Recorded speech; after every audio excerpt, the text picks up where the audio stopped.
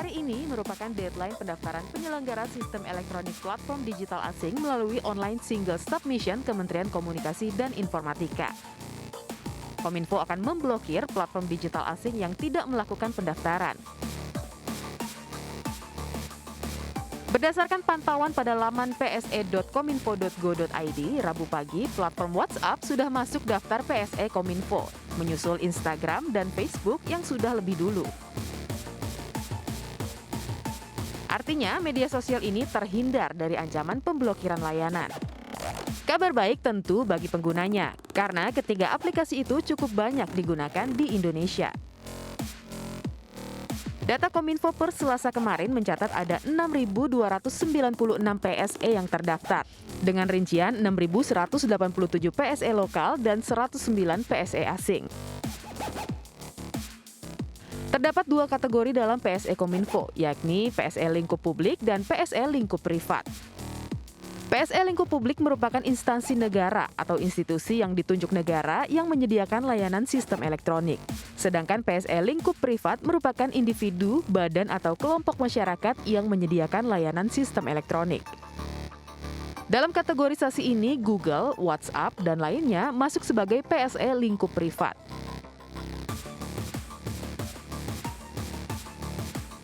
Direktur Jenderal Aplikasi Informatika Kemkominfo Samuel Abriani Pangerapan menyatakan pihaknya akan menerapkan sanksi yang bertahap pada platform digital apabila belum mendaftar sampai tenggat waktu. Bicara sanksi, itu adalah hak prerogatif Menteri. Tahapannya, teguran tertulis, peringatan, lalu sanksi denda, dan terakhir adalah pemblokiran.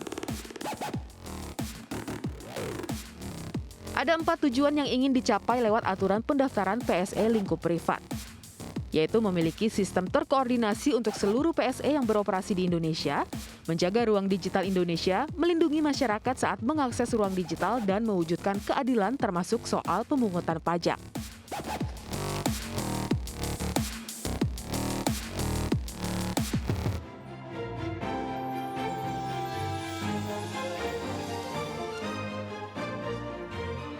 Pemirsa, hari ini adalah batas akhir bagi Google dan YouTube untuk mendaftarkan perusahaannya di tanah air. Jika tidak juga mendaftarkan diri, mereka terancam diblokir. Sebelumnya, ultimatum juga diberikan pemerintah untuk grup Meta seperti WhatsApp, Instagram, dan Facebook. Saya Ajatul Ratma, Anda menyaksikan MNC News Prime.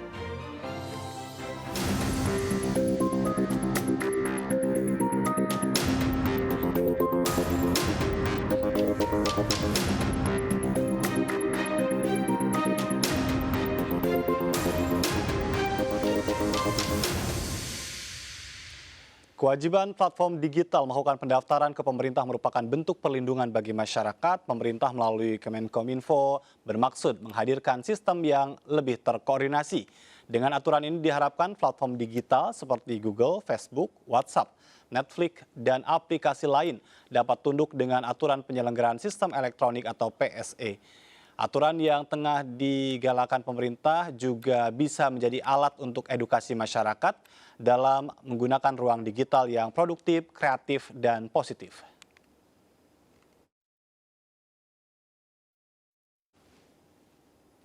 Hari ini adalah batas akhir pendaftaran aturan PSE atau penyelenggara sistem elektronik lingkup privat. Banyak platform digital asing yang sudah mendaftar, tinggal Google dan YouTube. Masuki hari terakhir, semakin banyak PSE asing dengan nama-nama besar yang akhirnya mendaftarkan diri juga. Grup Meta sudah muncul di daftar PSE asing yang telah terdaftar di Kominfo. Facebook dan Instagram didaftarkan perusahaan bernama Facebook Singapura yang terbit pada 19 Juli 2022, sementara WhatsApp dan WhatsApp Messenger juga sudah terdaftar dengan perusahaan yang sama. Perusahaan teknologi raksasa yang masih absen adalah Google dan YouTube yang belum mendaftarkan secara keseluruhan layanannya. Kominfo menyebut yang terdaftar baru Google Cloud.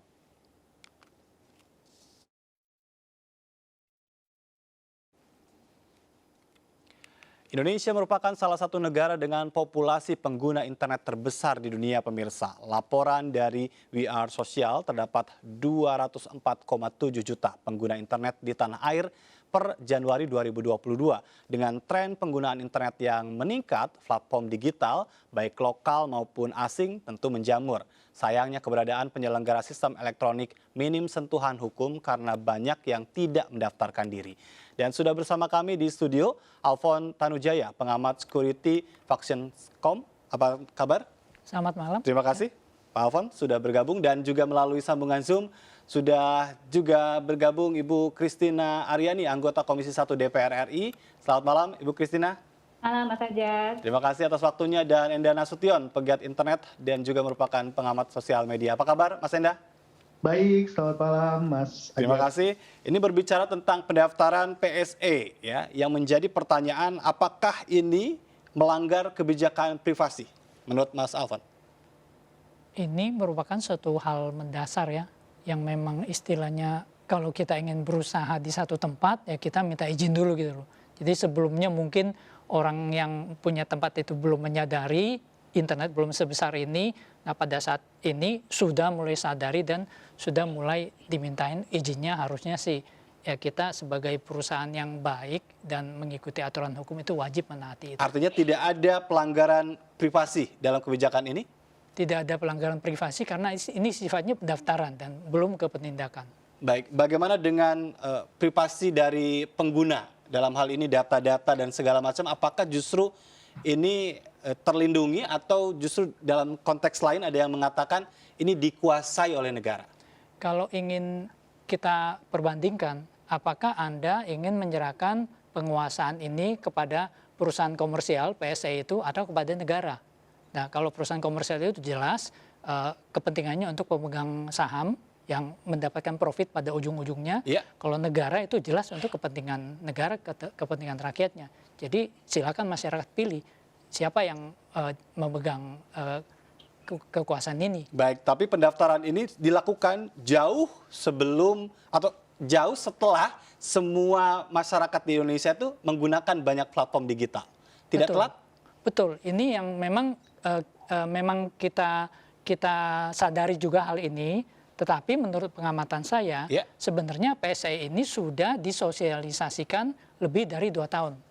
Jadi harusnya kalau memang ada keluhan, ada masalah atau apa, harusnya dikomunikasikan lebih dari 2 tahun yang lalu, bukannya sekarang pas mau lakukan penindakan baru keluar semua alasannya. Baik, saya ingin ke DPR dalam hal ini. Bagaimana Anda sendiri melihat upaya dari pemerintah dalam menegakkan aturan ini, Bu Christina? Ya, kalau saya sih setuju dengan apa yang dikatakan Mas Alfons. Ini sesuatu yang sangat amat wajar ya. Ketika perusahaan, kita ambillah PSE private dari asing. Ya. Mereka ingin berusaha di Indonesia. Walaupun mereka tidak berdomisili hukum di Indonesia, keberadaannya perusahaannya juga mungkin bukan di Indonesia, tapi kan notabene mereka hadir di Indonesia. Mereka menggunakan tadi yang Mas angkat 204,7 juta penduduk Indonesia sebagai market. Mereka melakukan kegiatan bisnis yang valid di Indonesia. Jadi sudah sangat amat wajar jika mereka mematuhi regulasi dalam hal ini pendaftaran.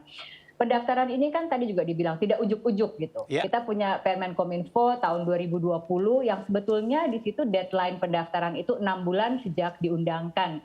Jadi seharusnya Mei 2021. Tapi satu dan lain hal kemudian diperpanjang melalui Permenkominfo 10 2021 ya, yang jatuh temponya adalah 6 bulan sejak sistem online single Baik. submission berlaku efektif, which is Juli ini gitu. Jadi terdapat jangka waktu yang sangat amat cukup untuk melakukan pendaftaran ini, dan pendaftaran ini juga bukan hal yang sulit karena sistemnya tadi sudah dipermudah ya.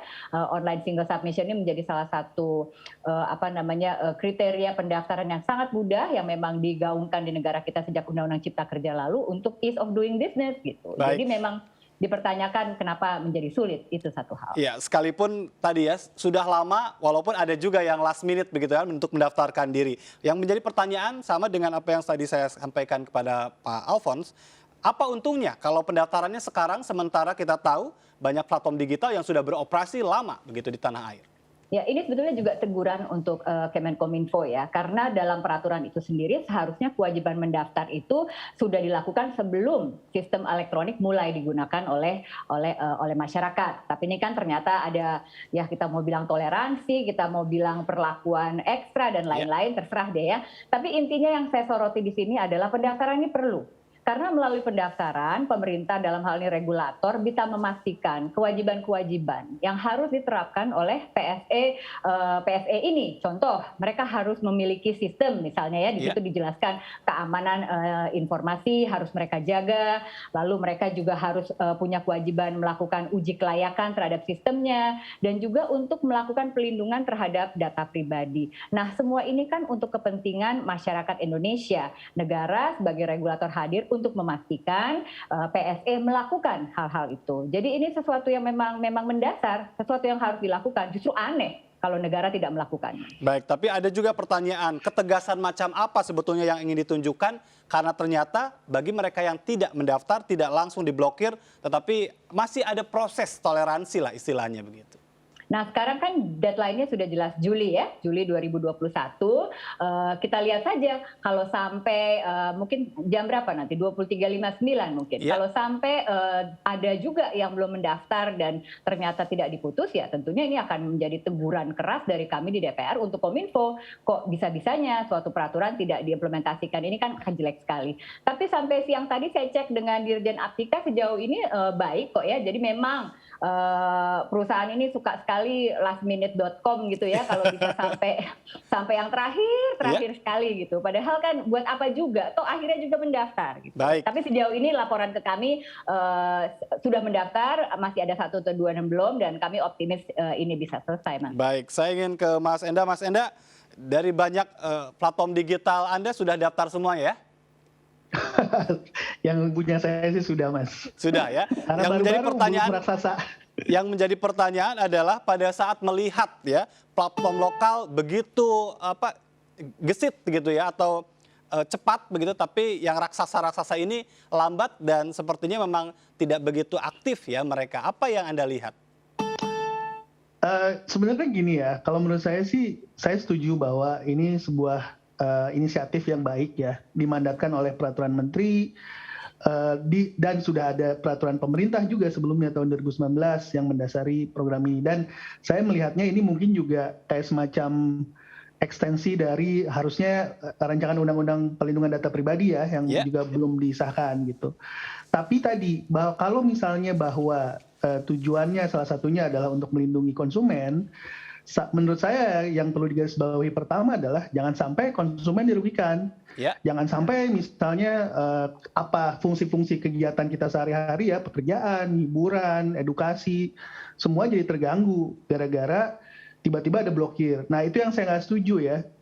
Nggak perlu juga harus ada deadline diblokir, bahwa perlu ada semacam tenggat waktu, yes, tapi bukan berarti kemudian tiba-tiba diblokir, dan nggak gampang blokirnya juga gitu ya.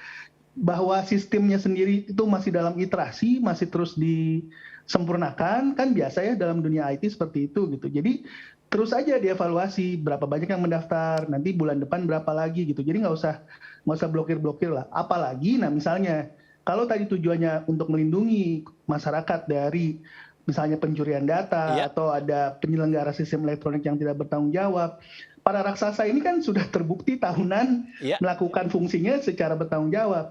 Justru malah pendapat saya, penyelenggara yang baru yang mendapatkan lebih banyak manfaat dari sini. Kayak semacam startup saya nih misalnya ya, ada Hai Pajak, untuk membantu masyarakat membayar pajak dengan jauh lebih mudah.